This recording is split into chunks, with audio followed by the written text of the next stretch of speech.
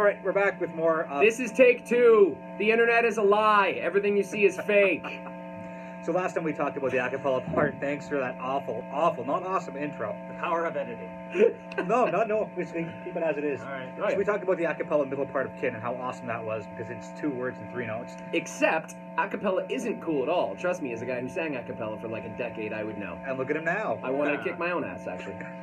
Anyway, so we're going to talk about the Mimic, and that's my segue to you to talk about it. Yeah, we won't get too deep into it, and we can kind of analyze after, other than up front to say, obviously, if Jay did, vocals last time, we're going to go focus on guitar this time. First thing I got to say before we even play it is this is a blatant ripoff of John Mayer's In Repair. But if you actually watch a video of the making of that song, he acknowledges that that was a blatant ripoff of the Allman Brothers. So this is the sort of Guitarmony stuff where you're basically just doing thirds on each other to see how it sounds, and I think it sounds really cool. Us too. And Factor thought it sounded cool because they paid for the album. Yeah, that's true. Thanks, Government of Canada. All right, let's just play it. 1, 2, 3, 4.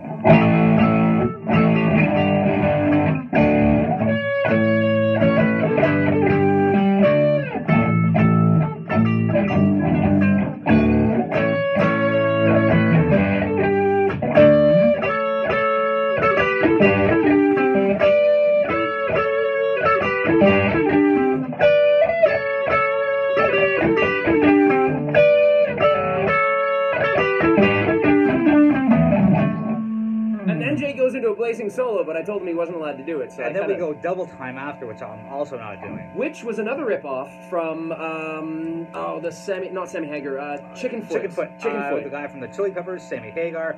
Yeah. Michael Anthony and Joe Satriani. Yeah. I'm gonna just turn my distortion off. And this is Eddy for everyone that knows, which is everyone. So he slappers the bass. And Eddie's gonna do a video after this, which is gonna be seen a week after this video is gonna be seen. Apparently so. Apparently so. Jay's enlisting us to be social media horse. So horses. Yeah, horses. Social media horses.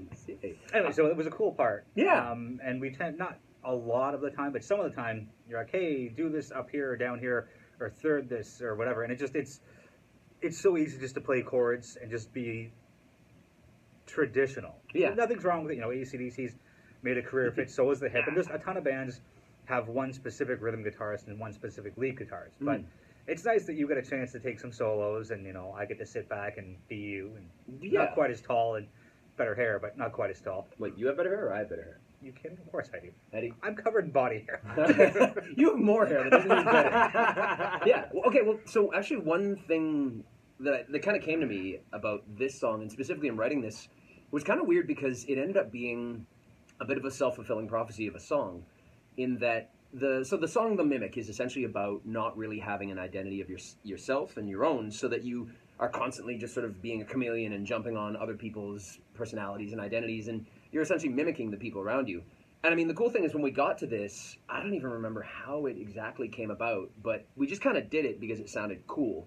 But then, I think maybe even like months or years later when we were listening to it, I actually realized that it's a really neat effect, even when you consider the song very unintended. I'm not this clever a songwriter, but that suddenly you it's have true, he's not. that you have like the this riff that is sort of here's what I am, and then another one that layers over top and says, well, actually, this is what I am, and that the two kind of play off of each other back and forth, and yeah, it kind of weaves in and out this sort of multiple personality of the song itself, which I thought was really cool. Even the opening riff, it's not traditionally here are your 2 tracks. Take your train straight down. Yeah. Right? Like, it's just... Anyway, it's nice to be able to have that. Can you play in a band? Yeah, play it. Damn it. Don't worry, it's not like we're doing this next week.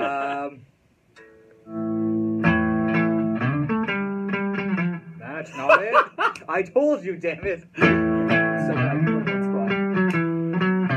There it is, okay. There it is. No, sorry, this is the real one. And we're not going to edit anything out. Yeah, you're right, the bend in there. So, actually, and even the cool part about that riff was so I think when we've played it live, we've actually alternated, like, one person does the down, and holds that, and then the other person does a dee-doo-doo-doo. And for those big nerds, Mike Augie, pretty much no one else, who've really gone deep on Kin and listened to it a bunch, there's actually an effect that we tried, and... It worked really nicely. It bugged me a little bit. We did this like hard panning in the left and right ears, but it was almost too hard, I think. Yeah. It's cool on speakers, but if you wear headphones, it's like distractingly weird. Yeah, you kind of lose your balance a little bit. Yeah, like I get A dizzy. little bit of a bend. It's okay. Anyways, that's our piece on the Mimic. What's that? I guess the What? pre-solo solo to the actual solo of Mimic. A bridge? Interlude? No, it's still a solo. It's still a solo. Interlube? It like greases you up before the solo. This is the okay. Yeah, And that's it's- how we end the video. Thanks for watching. Bye.